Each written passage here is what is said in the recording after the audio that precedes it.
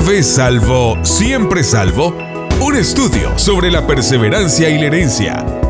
De David Pewsam. Capítulo 5. Parte 3. Objeciones teológicas. ¿Exige obras? Que quede claro que la salvación es por fe de principio a fin. Romanos 1:17. Y no por obras para que nadie se jacte.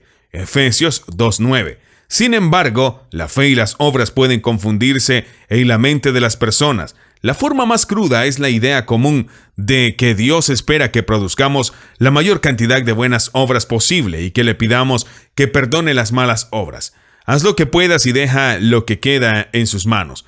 Una forma más sutil es combinar la justificación por la fe con la santificación por las obras. En el pensamiento de Pablo, esto significa comenzar por el Espíritu y revertir la carne. Gálatas 3:3. Las obras de la carne o las obras de la ley son enemigas del Evangelio y restan valor a la gracia, que es lo único que puede salvarnos. Ambas huelen a una religión de hágalo usted mismo, que mantiene el orgullo humano. Dios quiere ver justicia en nosotros, no la nuestra, sino la suya. No nos la está exigiendo, sino que nos la está ofreciendo en Cristo. Todo esto es verdad, pero no es toda la verdad. Si no tenemos cuidado, podemos desarrollar una alergia a las obras de cualquier tipo o forma, y esto podría cegarnos a las afirmaciones positivas del Nuevo Testamento acerca de las obras. En primer lugar, tal vez no seamos salvados por las obras, pero ciertamente somos salvados para buenas obras. Efesios 2:10. En vez de tratar de hacer lo que creemos que Dios aprobará, debemos hacer las buenas obras que Él ha preparado para nosotros. Así que las obras del tipo correcto juegan un papel muy importante en la vida cristiana. Lo que Dios obra en nosotros, debemos obrar nosotros en nuestras vidas. Filipenses 2:12-13. Pero hay una conexión más estrecha entre fe y obras. Jesús mismo aceptó que la fe era una obra. Juan 6:29. Su hermano Santiago causó un verdadero alboroto cuando escribió: ¿cómo pueden ver a una persona se le declara justa por las obras y no solo por la fe? Santiago 2:24. Esto se ha considerado como una contradicción directa con la enseñanza de Pablo por quienes tienen fobia de las obras. Lutero era uno de estos y desechó a la carta de Santiago como una epístola de paja. Pero Pablo estaba hablando de las obras de la ley hechas para ganar la salvación, mientras que Santiago está hablando de las obras de la fe para recibir la salvación. Está diciendo algo importante, que la fe es activa y no pasiva, una cuestión de acciones más que de palabras. La confianza necesita ser expresada en acciones que corren el riesgo de ser defraudadas si la persona en la que uno confía resulta no ser digna de confianza. Cuando cita las acciones de Abraham y Rahab, así como el capítulo 11 de Hebreos detalla muchas otras, hace una observación válida, que la profesión de la fe, sin su práctica, no nos ayuda más que un cadáver. No puede salvar. Santiago ha señalado anteriormente que el amor sin obras no puede ayudar a nadie más. Santiago 2:16. Tanto la fe como el amor necesitan ser expresados en acciones si han de ser efectivos. Pero entonces Pablo también habla de lo que vale es la fe, que actúa mediante el amor, que se expresa mediante el amor. NIV Gálatas 5:6.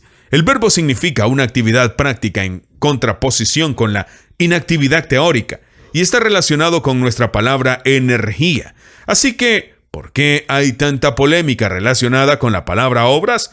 Hay al menos dos razones. Una, surge que de agregar la palabra solo a la palabra fe. Pelagio fue el primero en hacerlo, pero Lutero lo convirtió en uno de los lemas clave de la Reforma Protestante: solo por la fe. Ya hemos notado el comentario de su colega Melanchthon: la fe no está sola, recogido más tarde por Calvino. De hecho, el único uso de la palabra solo en conexión con la fe es el versículo de Santiago ya citado, donde afirma enfáticamente que una persona es justificada por sus obras y no solo por la fe. Santiago 2:24. Por supuesto se refiere a la fe en pensamiento y palabra, pero sin acción. La otra razón, mucho más influyente, es definir palabra obras para que signifique cualquier actividad humana, en oposición a la actividad divina. Esta extensión de la palabra no está justificada y limita seriamente toda verdadera discusión. no hace una distinción entre las obras hechas para merecer o ganar la salvación y las obras hechas para recibir o apropiar la salvación. Todas las acciones humanas son descartadas como contribuciones para la salvación. Nos convertimos en receptores pasivos de la salvación. La fe no es una obra, sino un don. Efesios 2:8 es el versículo de prueba usual. Si bien es el regalo de Dios, califica gramáticamente a salvados, sino a la fe. Aún la demanda de acciones de arrepentimiento hecha por Juan el Bautizador y el apóstol Pablo, Lucas 3:8, Hechos 26:20, son consideradas como acciones esencialmente divinas antes que humanas. Aparentemente, si la gracia ha de ser protegida, no podemos ni debemos hacer nada para apropiarla. Aún sugerir que el bautismo en agua es un elemento esencial al responder al Evangelio y convertirse en un discípulo de Jesús significa ser acusado de enseñar la salvación por obras. ¿Dónde terminará todo? La respuesta A. ¿Qué tengo que hacer para ser salvo? Debería ser absolutamente nada. Hasta el himno de calvinista, Tu plagi, nada en mi mano traigo, solo a tu cruz me aferro. Se vuelve sospechoso si el aferrarse humano es una contribución para mi salvación. Hago referencia a mi ilustración anterior de la posición arminiana. Decir a un hombre que se está ahogando que se aferre a la soga que se le arroja.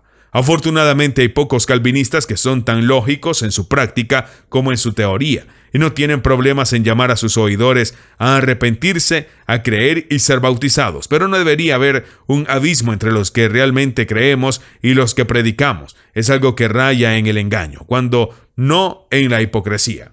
Yo creo y predico la salvación por la fe continua y por las obras continuas de la fe, lo cual asegura una provisión continua de la gracia salvadora. Creo que es una afirmación precisa de la enseñanza de todo el Nuevo Testamento, incluyendo la carta de Pablo a los Romanos.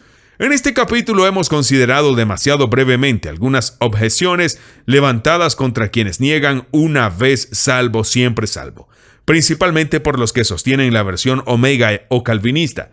Los lectores tal vez se sorprendan al saber que aún no hemos llegado al meollo de estas diferencias. Detrás de todas ellas yace un desacuerdo radical sobre la naturaleza misma de Dios y el estado de la humanidad. Estas divergencias tan profundas ameritan un capítulo propio.